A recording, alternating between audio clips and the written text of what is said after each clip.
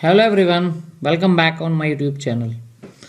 I am very thankful for your kind support, love, and appreciation. On the daily basis, I am receiving lots of views, comments on my videos. This is the true motivations for me so that I can make a true contents for you. चलिए आज बात करते हैं board की तरफ से जो हमें SOP रिसीव्ड हुआ है. SOP means standard operating procedure. और ये जो SOP है हमें बोर्ड के प्रैक्टिकल एग्जाम से रिलेटेड रिसीव्ड हुआ है. देखिए ये सर्कुलर है जिसको SOP बोला गया है. SOP means standard operating procedure 2/11/2024 में होना है. मेल के थ्रू या वेबसाइट्स पे भी आपको ये अवेलेबल हो जाएगा. अब इसमें देखते हैं कि बोर्ड क्या कहता है. देखिए यहाँ पे देखते हैं कि ये जो इसका सर्कुलर नंबर है CBSE COORD मेन प्रैक्टिकल 24/25 ई फाइल 163685. ये इस डेट को 2/12/24 को ये आना है. 2 दिन पहले हमारे पास ये रिसीव हुआ है. चलिए आगे चलते हैं. अब इसमें क्या है हम उसको जानेंगे. ये कहते हैं कि बोर्ड जो एवरी ईयर्स प्रैक्टिकल एग्जाम को कंडक्ट कराता है क्लास 12th के प्रैक्टिकल एग्जामिनेशन और क्लास 10th के लिए इंटरनल असेसमेंट. तो इस सर्कुलर में आपको क्लास 10th के इंटरनल असेसमेंट और क्लास 12th के प्रैक्टिकल एग्जामिनेशंस के बारे में बताया गया है.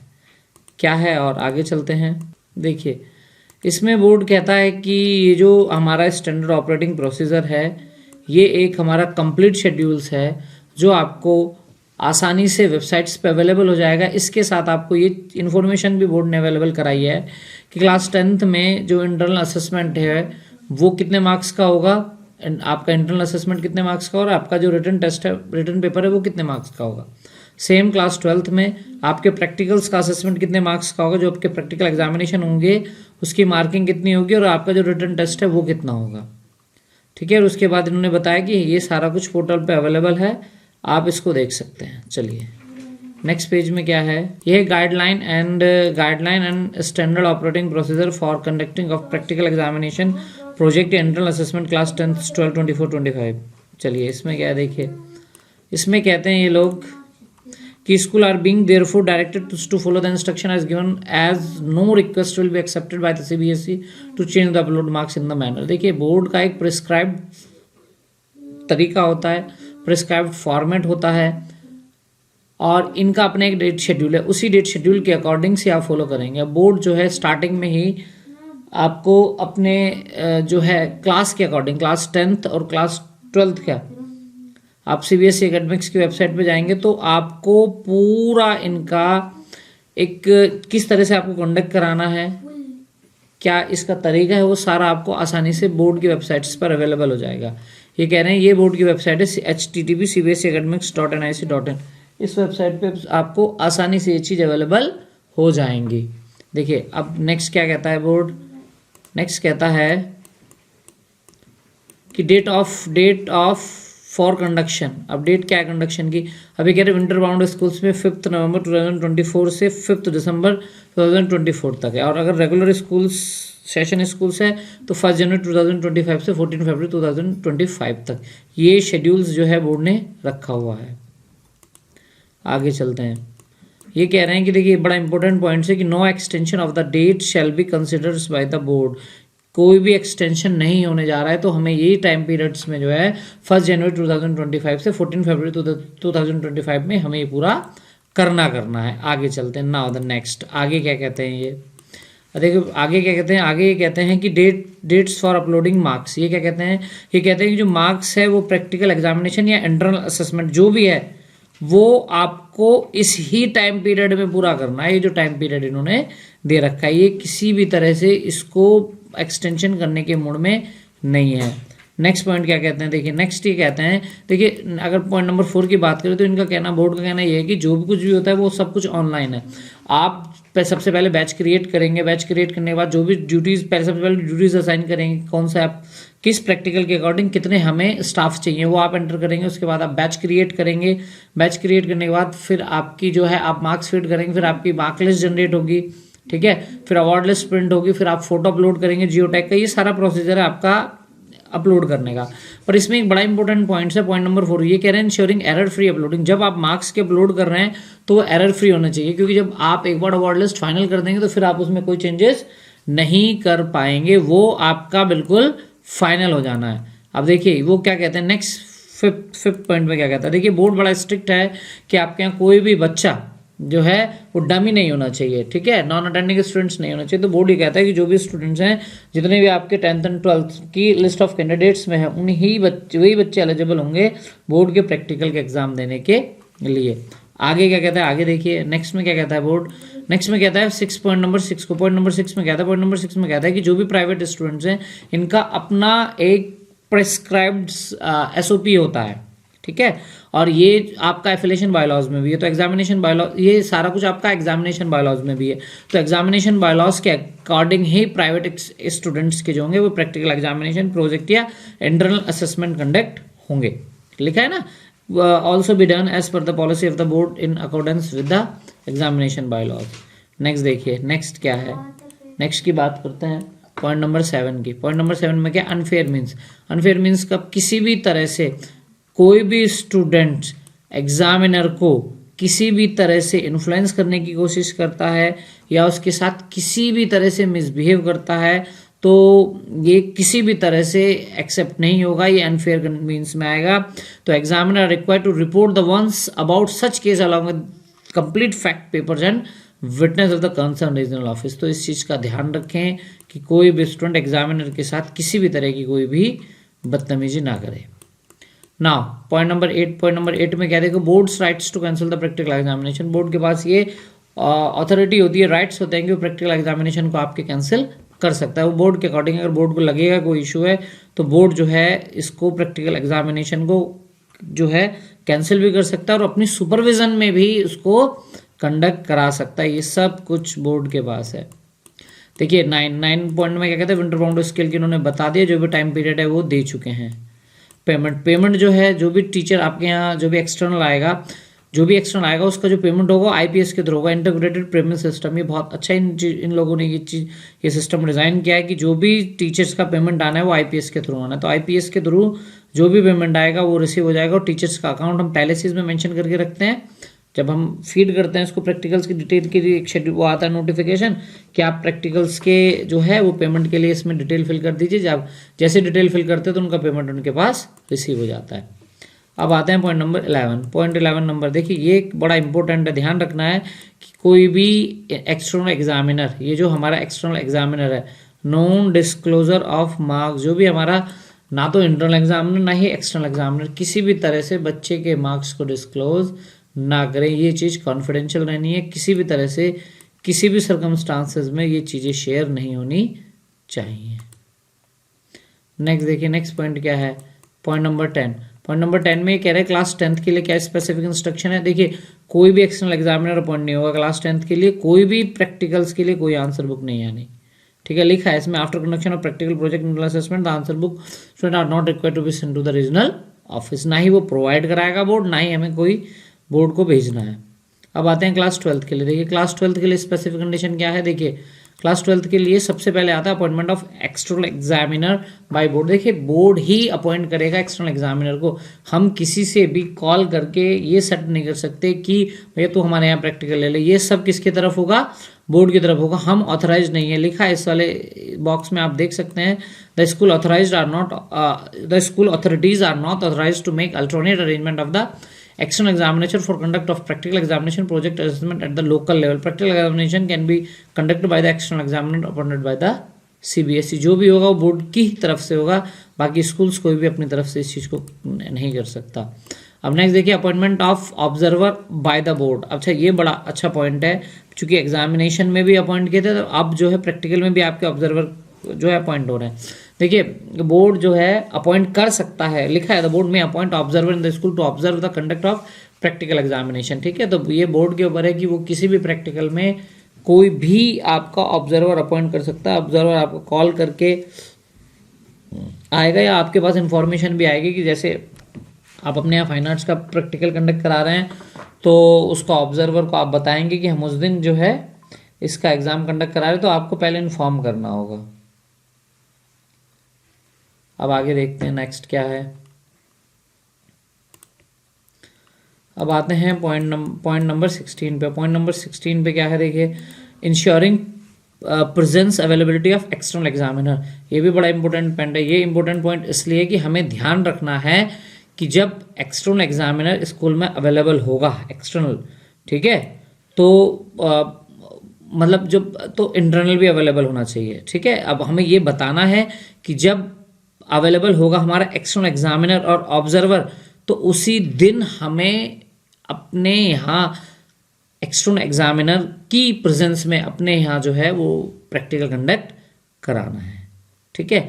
अपॉइंटमेंट ऑफ इंटरनल एग्जामिनर, देखिए 17 बड़ा इंपॉर्टेंट है। सबसे पहले तो हमारा जो पर्टिकुलर टीचर है वो हमें फ्री करना होगा, ठीक है, हमें उसको रिलीव करना होगा।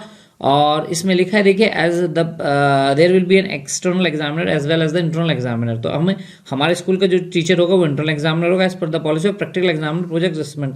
The school shall appoint an internal examiner educates experience and expertise in such subjects. जो भी हमारा पर्टिकुलर सब्जेक्ट का टीचर है वो हमारा क्या होगा, इंटरनल एग्जामिनर होगा। आप देखिए नाउ द नेक्स्ट, अगले पॉइंट पे चलते हैं। अगला पॉइंट क्या है, पॉइंट नंबर 18।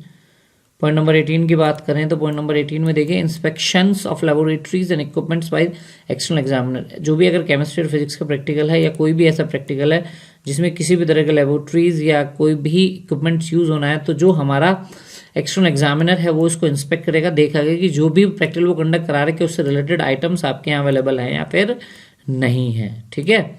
और तो ये प्रैक्टिकल जो भी principal ji head of school से उसकी रिस्पॉन्सिबिलिटी है कि जो भी लेबोरेटरीज है उसको अच्छे से वो चेक कर लें, 1 डे प्रायर ये चेक हो जाए इंटरनल एग्जामिनर के भी थ्रू की जो भी चीज़ें वो करना चाहते हैं वो सारे वहाँ पर अवेलेबल होनी चाहिए। देखिए अब नेक्स्ट चलते हैं पॉइंट नंबर 19 में क्या है, देखिए पॉइंट नंबर 19 में क्या है कि जो भी बैच क्रिएट होगा 30 स्टूडेंट्स का क्रिएट होगा। ये कहते हैं कि अगर आप सपोज करिए आपने 30 स्टूडेंट्स का बैच क्रिएट कर दिया तो ठीक है, तो 15 स्टूडेंट्स जो हैं 15 स्टूडेंट्स आप प्रैक्टिकल करा सकते हैं और 15 स्टूडेंट्स आप थ्योरी करा सकते हैं, अगर आप इस तरह से भी कराना चाहते हैं, ठीक है। वो बड़ा आसान होगा कि मार्क्स भी अपलोड हो जाएं और आपके बाकी सिस्टम जो है वो भी होता रहे। देखिए क्या कहते हैं, ये कहते हैं कि the detail of external examiner will be logged in the system and examination assessment will be required to conducted by these examiner only, क्योंकि उसकी सारी डिटेल इसमें फीड हो जाएगी तो वही उस एग्जामिनर को कंडक्ट कराएगा, उस एग्जामिनेशन को कंडक्ट कराएगा। देखो जो मैंने आपको बताया था कि 15 स्टूडेंट्स के 2 ग्रुप बना सकते हैं, एक कोलैब वर्क कर लेगा, एक वाइवा के लिए चला जाएगा या किसी और टास्क को परफॉर्म कर लेंगे, ठीक है। तो जो कि एक बैच में वो 30 स्टूडेंट्स का ही हम ग्रुप क्रिएट कर सकते हैं तो वो बड़े आसानी से हो जाएगा। जब आप देखेंगे तो उसमें 30 स्टूडेंट्स का ही बैच क्रिएट होगा। आगे चलते हैं। अब देखिए पॉइंट नंबर 20 क्या है, पॉइंट नंबर 2 है कि the school shall be use the upload the correct name of the examiner which shall be same and existing in the bank account of the examiner, ठीक है। एग्जामिनर के bank account में जो details होगी उसके according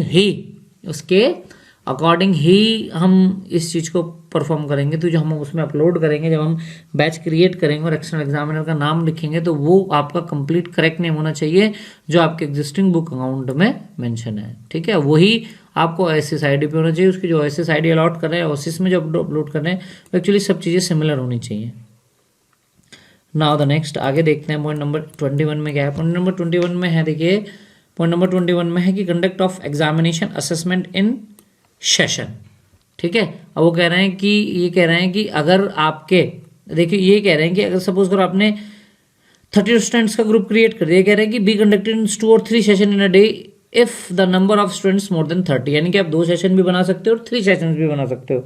आपको batch का size कितना रखता है, 30 रखना है, ठीक है। इसमें लिखा भी है इन्होंने, examine assessment of each batch group shall be conducted in 1 session together, ठीक है। एक में in case of fine arts examination assessment shall invariably by conducted in 2 session respect of each student, यानी कि आप 2 भी बना सकते हो, 3 भी बना सकते हो, ऐसा लिखा नहीं है कि to ensure fair and proper assessment practical examiner project assessment should invariably be conducted in 2 और 3 session in a day if the number of students more than 30। तो कर सकते हैं आप 2 या 3 ग्रुप भी आप इसमें क्रिएट कर सकते हो। In case of fine arts examination assessment should be invariably by conduct 2 session in respect of each students. आगे चलिए नेक्स्ट क्या है, नेक्स्ट पॉइंट देखिए 22 में क्या है। 22 में अपलोडिंग ऑफ फोटोग्राफ्स थ्रू एपलिंग।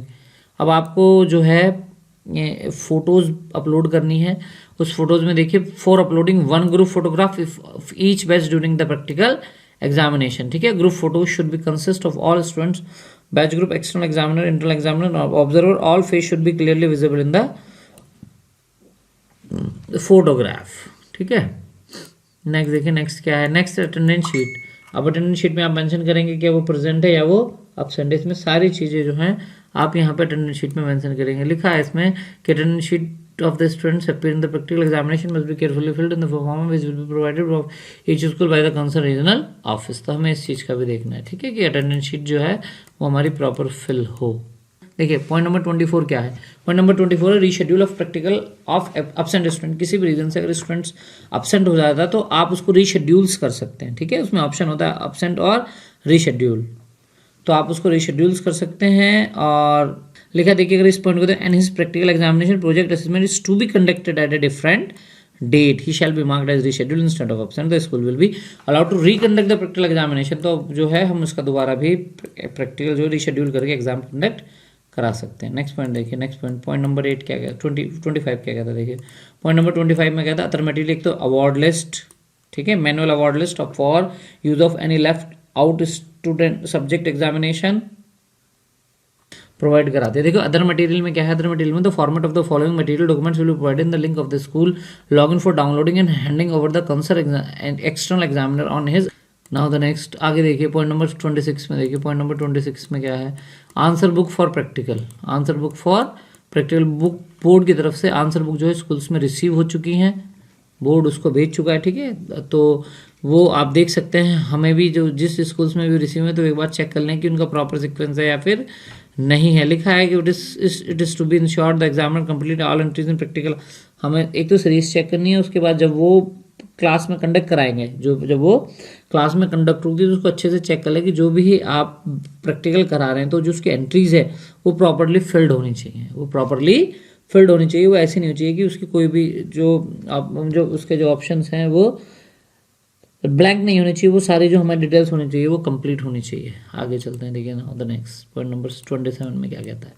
देखिए पॉइंट नंबर 27 में कहता है relieving of A teachers duty. देखिए आप जो भी एक्सटर्नल अपॉइंट हुआ है टीचर्स एफिलिएशन बायलॉस के अकॉर्डिंग वो पर्टिकुलर स्कूल्स के प्रिंसिपल उनको रिलीव करेंगे, वो उनको बाउंड नहीं कर सकते कि नहीं you will not go for taking the practical. ये कंपलसरी है कि अगर बोर्ड ने ड्यूटी अपॉइंट्स की है और उसने एक्स्ट्रा एग्जामिनर बनाया है तो इसको सीरियसली लेना है। और स्कूल के ऊपर लिखा है invocation of penalty provision against the erring schools as per the affiliation bylaws और एग्जामिनेशन बायलॉज। तो उस चीज़ का हमें देखना होगा कि हमें उस टीचर पर्टिकुलर टीचर्स को रिलीव करना होगा। आगे चलते हैं, आगे क्या कहता है। आगे कहता है देखिए इनक्लोजर है appendix 1 scale and staff the rate of remunerations, फिर procedure of conducting practical examination, project assessment, details of staff for creating batch and uploading marks, detail staff for uploading marks. अब ये प्रैक्टिकल वे में आपको बताएंगे। चलिए अब ये देखते हैं, जब आप क्रिएट कर रहे होते हैं ना बैच क्रिएट करने से पहले आपको बताना पड़ेगा फिजिक्स में अगर प्रैक्टिकल है तो एक असिस्टेंट सुपरिटेंडेंट चाहिए, लेबोरेटरी असिस्टेंट चाहिए और लेबोरेटरी बेयर चाहिए। अब केमिस्ट्री में भी, बायोलॉजी में, ज्योग्राफी में, होम साइंस में भी इसमें ये है। अब आगे चलते हैं, आगे क्या है। कंप्यूटर साइंस में ये बताया इन्होंने एक असिस्टेंट सुपरिटेंडेंट चाहिए, लेबोरेटरी असिस्टेंट चाहिए, लेबोरेटरी बेयर। जब हम स्टार्टिंग में यूज़ कर रहे हैं ना, जब स्टार्टिंग में बैच क्रिएट करेंगे उससे पहले हमें डिटेल देनी होती है, हमें नाम देना होता है। ठीक है, आगे चलते हैं। म्यूजिक एंड डांस के लिए भी इंस्ट्रूमेंट्स प्लेयर चाहिए, music dance and room helper. Other subjects के लिए भी, सैनिटेशन के लिए भी, सैनिटेशन क्लीनिंग स्टाफ बट लिखा है इसमें पर्टिकुलर सब्जेक्ट के लिए क्या क्या चीज़ें अवेलेबल हो जाएंगी। ठीक है, आगे देखो rate of remuneration for supporting staff, assistant superintendent की, laboratory assistant, laboratory bearer, instrument, ये सब के कितने कितने प्राइस हैं वो इसमें मेंशन है। फाइन आर्ट्स के लिए 25 पर स्टूडेंट जो है वो बोर्ड के अकॉर्डिंग जो है वो आपके अकाउंट में आ जाएगा। Rate of charge payment of the school central subject having practical component 15 rupees per student, subject having project component 5 rupees per student. ठीक है, ऑब्जर्वर के लिए remuneration 500 per day, conveyance refreshment other 250 rupees per day. ठीक है, और जो भी payment होगा वो आईपीएस के थ्रू होगा। आगे चलते हैं, आगे क्या देखिए। अब नेक्स्ट देखिए, नेक्स्ट है system procedures for conducting practical examination project assessment for class 12। ये जो है आपके सामने ये सब क्लास 12 का है।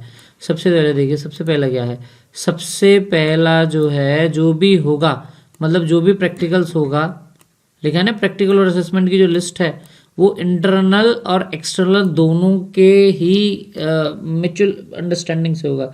यानी कि कोई भी आएगा और किसी भी तरह से कर देगा, और ये बोर्ड के अकॉर्डिंग होना चाहिए। ठीक है, हमारे बोर्ड ने जो प्रेस्क्राइब किया हुआ है उसी के अकॉर्डिंग होना चाहिए। देखिए पॉइंट नंबर 2 में क्या कहता है, वो कहता है कि क्वेश्चन जो है वाइवा के दोनों एग्जामिनर पूछेंगे, चाहे इंटरनल चाहे एक्सटर्नल हो, ठीक है, इधर रिलेटेड इधर to the projects that the students have prepared for the practical examination and hand. तीसरा देखिए थर्ड क्या कहता है, थर्ड ये कहता है कि question is more general nature should be avoided, मतलब थोड़ा सा हमें जनरल नेचर के क्वेश्चंस को अवॉइड करना है। अब देखिए नेक्स्ट पॉइंट क्या कहता है, नेक्स्ट पॉइंट की बात करते हैं, पॉइंट नंबर 4 को।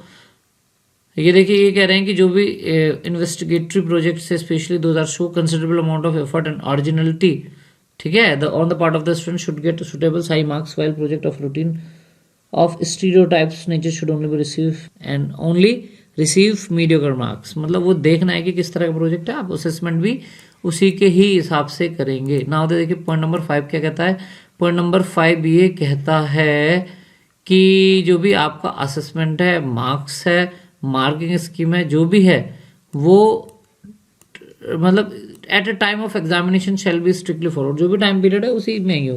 ये नहीं है कि जब आप बैच क्रिएट करो उसके बहुत देर बाद आप मार्क्स क्रिएट कर वो अपलोड कर रहे हैं।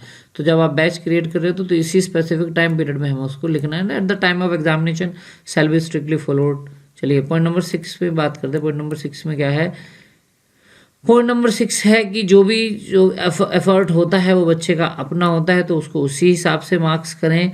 अगर 1 या 2 मार्क्स का जो डिफरेंस आ रहा है उसको डिस्कस कर लें और एवरेज मार्क्स दे दें। मतलब ऐसा नहीं होना चाहिए कि आप किसी भी रूल से अपने डेविएट हो रहे हो, तो आपको डेविएशन भी नहीं करना है अपने रूल्स में।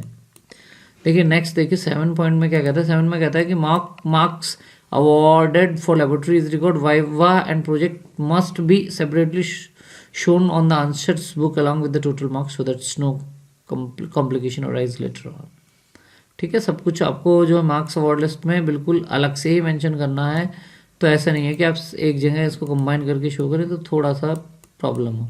अच्छा ये कह रहे हैं कि कोई भी फ्रैक्शन मार्क्स नहीं होता, 25.5 आप नहीं दे सकते, टोटल 26 मार्क्स जो है आप अवार्ड लिस्ट में मेंशन करेंगे। चलिए अब आते हैं पॉइंट नंबर 9 में। पॉइंट नंबर 9 में क्या है, पॉइंट नंबर 9 में if irregularities are observe in the by the either of examination conduct of the practical examination same must be included in the examiner report, it should be sent to the assistant secretary confidential of the concern regional office with 3 days of the conduct of practical examination. ठीक है, अगर आपको लगता है कि कोई problem है, irregularities है एग्जाम में, तो आप जो है अपने असिस्टेंट सेक्रेटरी को मेल कर सकते हैं।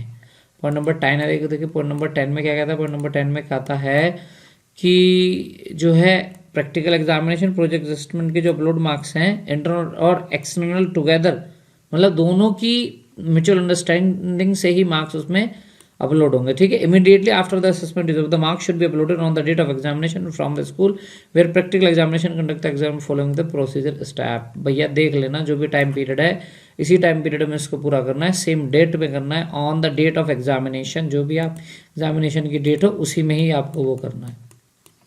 देखिए पॉइंट नंबर 11 क्या कहता है, पॉइंट नंबर 11 ये कहता है कि after uploading project only 1 hard copy of the award list be printed which shall be sent both examiner, दोनों उस पर सिग्नेचर करेंगे। जो भी अवार्ड लिस्ट जनरेट करेंगे उसके बाद जो है प्रिंट आउट अवार्ड लिस्ट जो है वो हैंड ओवर कर दी जाएगी एक्सटर्नल एग्जामिनर को, उसकी एक copy.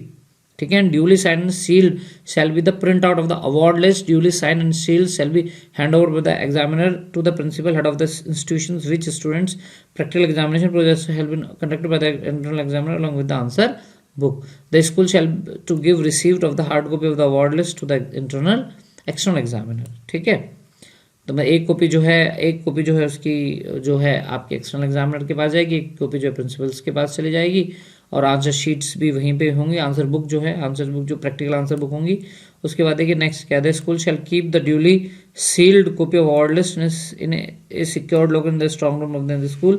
These award list are not required to be sent to the regional office. The award list shall be kept in safe custody for 1 year after declaring the result. ठीक है, board को नहीं भेजनी, board ने लिखा हुआ है the award list are not required to send to the regional office. चलिए नेक्स्ट पॉइंट नंबर 22 क्या कहता है, पॉइंट नंबर 22 क्या कह रहे थे, सील करने से पहले अवार्ड लिस्ट को साइन के साथ जो है आप उसको PDF फाइल में कन्वर्ट कर लेना है, क्योंकि हमें उसको अपलोड करना होता है। This scan award list shall be uploaded by the school, ये स्कूल अपलोड करता है। तो इस चीज का the copy of the print out of the award list is not required to be sent to the regional office by the external examiner to the school. ना तो वो भेज सकते ना ही हम भेज सकते। ठीक है, कोई बोर्ड को नहीं भेजेगा, जो ऑनलाइन चली गई है वो ही चली गई है। आगे चलते हैं। Answer book of the practical project examination received from external examiner should be seriously arrange before sending to CBSE. After this answer book shall be send in by insured regional registered parcel by the principal of the school of the concern regional office. ठीक है, अब next आगे देखते हैं, आगे क्या कहता है। पॉइंट नंबर 14 में देखिए, पॉइंट नंबर 14 में क्या कहता है कि जो भी आपके प्रैक्टिकल्स की आंसर बुक्स होंगी, अगर उसमें शॉर्ट होता है, ठीक है, तो हमें रीजनल ऑफिस को इन्फॉर्म कर देना है। आप उनको टेबल पेपर, ड्राइंग शीट्स या जो भी आपको देना है तो आप स्कूल जो है अरेंज कराएगा from the school if not available और send by CBSE. School arrange करा सकता है, अगर सीबीएसई की तरफ से कोई नहीं आ पाती और अपने बोर्ड को इन्फॉर्म भी कर दिया तो भी आपके पास तक नहीं आ पाती तो आप अपनी तरफ से इनको दे सकते हैं, मतलब बच्चों को प्रैक्टिकल कराने के लिए दे सकते हैं अगर किसी तरह से भी शॉर्ट रह जाती है ना। पॉइंट नंबर 15 पे देखिए, पॉइंट नंबर 15 क्या है। In case mistake in observing to carrying owing the marks from the answer books to award list, in case marks differ in word in figure in the answer book posted against wrong roll number award list by the examiner, the deduction of the accounts of mistakes committed will be marked from the examiner. Deduction of amount of mistakes committed will be made from the examiner considered as per the normal, which will be extended up to full amount. देखिए वो कह रहे हैं कि भैया जो marks आपके award list में वही आपके आंसर शीट में होने चाहिए, जो आंसर शीट में वही अवार्ड लिस्ट में होने चाहिए। अगर ऐसा होगा तो आपके जो एक्सटर्नल एग्जामिनर उसका पेमेंट डिटेक्ट कर लिया जाएगा। पॉइंट नंबर 16 क्या है। पॉइंट नंबर 16 ये क्या है कि बहुत अच्छे से स्ट्रिक्टली हमें उसको फॉलो करना है। किसी भी तरह का डेविएशन, किसी भी तरह की कोई प्रॉब्लम जो है वो दोनों के लिए, इंस्टीट्यूट के लिए भी और एग्जामिनर के लिए, दोनों के लिए अच्छा नहीं है। अब ये करते कैसे, हमें करना कैसे, मार्क्स कैसे अपलोड करना है, हमें इस चीज़ को देखना है। सबसे पहले देखिए पॉइंट नंबर 1 को फॉलो करते हैं। cbse.cbse.gov.in पे जाएंगे, परीक्षा संगम पे क्लिक करेंगे। जैसे ही परीक्षा संगम पे क्लिक करेंगे तो फिर वहाँ से स्कूल आएगा, एग्जाम एक्टिविटीज़ पे क्लिक करेंगे। एग्जाम एक्टिविटीज़ पे जैसे ही आप क्लिक करेंगे, इसमें लिखा है ऑप्शन 1, ऑप्शन 2। अब उसके बाद देखिए, उसके बाद आप बैच को क्रिएट करेंगे। जब आप बैच को क्रिएट करेंगे, अब इसमें लिखा है कि बैच को क्रिएट करने के बाद अब देखिए यहाँ पे देखिए ये आप सबसे पहले बैच को क्रिएट करेंगे। बैच को क्रिएट करने वाले इंटरनल एग्जामिनर की डिटेल देंगे, एक्सटर्नल एग्जामिनर की डिटेल देंगे। इंटरनल और एक्सटर्नल दोनों एग्जामिनर की जब आप इसमें डिटेल दे देंगे, डिटेल करने के बाद आप सबमिट करेंगे। सबमिट करने का मतलब ये है कि आपका जो है बैच क्रिएट कर चुके हैं। और अब ध्यान रखना, इस बैच में आप 30 स्टूडेंट्स ले सकते हैं। ठीक है, आपको इसमें इंटरनल और एक्सटर्नल दोनों के नाम देना ज़रूरी है। आपको बताना पड़ेगा कि आपका जो इंटरनल है वो और एक्सटर्नल एग्जामिनर दोनों कौन कौन है, इनके बारे में आपको बताना होगा। ठीक है, इसके बाद करने के बाद दूसरा ऑप्शन आता है अपलोडिंग मार्क्स। ठीक है, अब आपको उसके बाद अब मार्क्स अपलोड करना है। ये बैच आईडी जो क्रिएट होगी वो आप ड्रॉप डाउन लिस्ट से सेलेक्ट कर लेना। ड्रॉप डाउन लिस्ट से जब आप इसको सेलेक्ट करेंगे तो आप उसमें मार्क्स अपलोड करेंगे। मार्क्स अपलोड करने के बाद आप उसमें जो है सबमिट करेंगे। इसमें बता रहे रेड बैकग्राउंड कलर जो है और जो students marks absent will be shown in yellow colour. तो हमें इसको देख लेना है मार्क्स आप कितने करें कि जो मिनिमम मार्क्स हैं उससे मार्क्स जो है आपके नीचे नहीं आने चाहिए। उसमें मैक्सिमम मार्क्स भी जो है वो बता दिया गया। अब ये पॉइंट देखिए यहाँ पर क्या है। If the observer is present by duty the school shell also under the name of the observer and OSS allotted teacher ID of the observer. The school shall also be under the date of conduct of practical project assessment of the concerned batch. ठीक है, मतलब आप उसमें observer की जो अगर observer है तो उसकी डिटेल भी आप उसमें फिल करेंगे। उसके बाद देखिए मार्क्स अपलोडिंग। मार्क्स अपलोड करने के बाद लिखा है, अब बड़ा इंपॉर्टेंट पॉइंट है 6 पॉइंट। जो भी आप मार्क्स अपलोड कर देंगे उसके बाद जब फाइनलाइज मार्क्स पे क्लिक कर देंगे तो उसमें आप कोई भी चेंजेस नहीं कर सकते। ठीक है, जब तक आपने फाइनलाइज नहीं किया जब तक आप उसमें चेंजेस नहीं कर सकते। अगर आप फाइनलाइज कर देंगे तो आप उसमें चेंजेस नहीं कर सकते। उसके बाद प्रिंट करा लेना अवार्ड लिस्ट। प्रिंट जब आपके अवार्ड लिस्ट हो जाएगी, प्रिंट होने के बाद जो है आप उसके इंटरनल और एक्सटर्नल दोनों पे सिग्नेचर करेंगे। देखिए बहुत इंटरनल एक्सटर्नल सिग्नेचर करेंगे और पैकेट सील करने से पहले हम जो है उसकी एक PDF क्रिएट करेंगे क्योंकि हमें उसको अपलोड करना होता है। चलिए आगे देखिए। उसके बाद जो है हम अपलोड करेंगे अवार्ड लिस्ट को। जब आप अपलोड कर देंगे उस अवार्ड लिस्ट को, देन उसके बाद देखिए क्या है, आप जो है प्रिंट करेंगे अवार्ड लिस्ट को। अवार्ड लिस्ट प्रिंट हो गई, साइन हो गई उसके, तो आप जो स्कूल जो प्रिंसिपल्स है उनको दे देंगे। मतलब आपने उसको अपलोड करने के बाद जो है आपके पास तो है एक कॉपी जो है उसके अपने पास रख लेना, एक कॉपी जो है आप जो है वो उसको दे देना अपने एक्सटर्नल एग्जामिनर को। अब आगे चलते हैं, आगे देखिए आगे क्या point number 11, point number click on the check status option to generate batch upload और पेंडिंग फॉर अपलोड। अगर कुछ बचा हुआ है तो वो आपको बता देगा, फाइनलाइजेशन का ऑप्शन इसमें आपको बताएगा कि ये फाइनलाइजेशन हो, तो ये सब्जेक्ट यहाँ पर ये बचते रहेंगे, ये बचते रहेंगे। आगे देखिए, अब देखिए ये बता रहे हैं कि हमें क्या करना है। External examiner should not forget to log out from the system after taking the print out. सबसे पहले बैच क्रिएशन करना है, उसके बाद करना है मार्क्स अपलोडिंग, फिर करना है जनरेटिंग अवार्ड लिस्ट, फिर करना है ceiling of award list of the envelope. ये सब चीज़ें जो है ये एक प्रॉपर सिक्वेंस में होनी चाहिए। अब देखिए क्लास 10th के लिए सेम है। परीक्षा संगम पे आपको लॉगिन करना है, एग्जाम एक्टिविटीज़ पे क्लिक करना है, एलओसी रजिस्ट्रेशन पे के क्रेडेंशियल से इसको लॉगिन करना है। लॉगिन करने के बाद ठीक है आपकी एक एक्सेल जनरेट होगी, और जो भी एक्सेल जनरेट होगी उसमें सब्जेक्ट वाइज होगा, English, Hindi, math, science, social science, computer. ये होने के बाद जो है आप उस एक्सेल शीट को अपलोड कर लेंगे। फाइनल जब तक नहीं करते, जब तक आप उसमें चेंजेस कर देते हैं, अगर आप उसको फाइनलाइज कर देंगे फिर उसमें आप चेंजेस नहीं कर सकते। प्रोसीजर है, देखिए भाई भैया, पहले तो आप डाउनलोड कर लिया, डाउनलोड करने के बाद मार्क्स फिल करें, फिर अपलोड किया, फिर ठीक है उसमें करेक्शन करना है तो उसके बाद फाइनलाइजेशन, उसके बाद फाइनल रिपोर्ट आपकी जब जनरेट हो जाएगी। तो ये तरीका है आपका प्रैक्टिकल्स के मार्क्स क्रिएट करने का, प्रैक्टिकल्स के मार्क्स अपलोड करने का। और दूसरा तरीका है आपका क्लास 10th के लिए। अब आप इसमें देख सकते हैं, देखिए ये ऑपरेशंस हैं जो हमें मेनली फॉलो करने होते हैं। इसमें बड़े अच्छे से इसको मेंशन किया हुआ है।